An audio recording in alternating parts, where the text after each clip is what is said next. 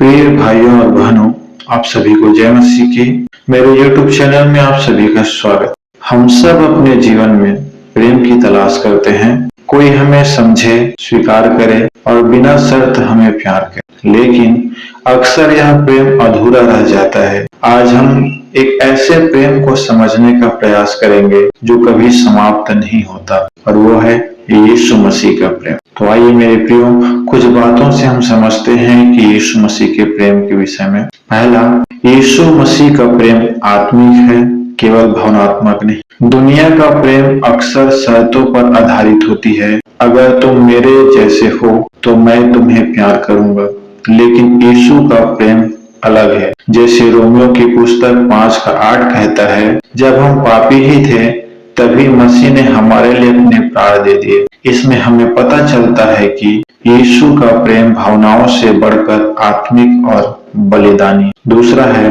यीशु मसीह का प्रेम नया दृष्टिकोण देता है। जब हम यीशु के प्रेम को समझते हैं तो हमारा नजरिया बदल जाता है। अब हम दूसरों को केवल उनकी कमजोरियों से नहीं देखते, हम उन्हें परमेश्वर की संतान के रूप में देखते। यूहन्ना 13:34 में कहता है, मैं तुम्हें एक नई आज्ञा देता हूँ कि तुम एक दूसरे से प्रेम रखो, जैसा मैंने तुमसे प्रेम रखा है। यह नया तरीका हमें सिखाता है कि हम परमेश्वर को केवल पाने के लिए नहीं बल्कि देने के लिए भी जिए। हालेलुया। फिर तीसरा कहता है, यीशु मसीह का प्रेम हमें स्वतंत्र कर। कई बार हम अपराध बोध, डर और असफलताओं की कैद में जीते हैं, लेकिन यीशु का प्रेम हमें स्वतंत्र कर। यूहन्ना 8:36 में कहता है, यदि पुत्र तुम्हें स्वतंत्र करेगा तो तुम सचमुच स्वतंत्र होगे। हाँ मेरे प्रियो, जब हम यह सच्चाई समझते हैं तब हम दूसरों को भी क्षमा और दया दिखाने में सक्षम। चौथा,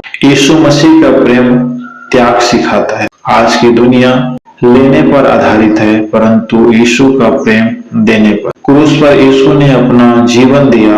उन्होंने हमें यह दिखाया कि सच्चा प्रेम हमेशा त्याग से जुड़ा है। यूहन्ना 15:13 कहता है, इससे बड़ा प्रेम किसी का नहीं कि कोई अपने मित्रों के लिए अपना प्राण दे। हाँ मेरे प्रियो, सचमुच यीशु मसीह ही हमसे इतना प्रेम करते हैं मेरे प्रियो कि उसने हमारे लिए अपने प्राण को दिए। फिर पांचवा, यीशु मसीह का प्रेम हमें भीतर से बदलता है। जब यीशु का प्रेम हमारे दिल में भरता है, घृणा प्रेम में बदल जाती है, निराशा आशा में बदल जाती है, अकेलापन संगति में बदल जाता है। दूसरा कुरिन्थी 5:17 कहता है, यदि कोई मसीह में है तो वह नई सृष्टि है, पुरानी बातें जाती रही, देखो सब कुछ नया हो गया है। हाँ मेरे प्रियो, जब हम मसीह में आते हैं तो हम पूरी तरीके से नया हो जाते हैं, हर परिस्थिति से हम नया हो जाते हैं। फिर छठवां कहता है, नया तरीका प्रेम को अनुभव करना और बांटना। यीशु के प्रेम को समझने का नया तरीका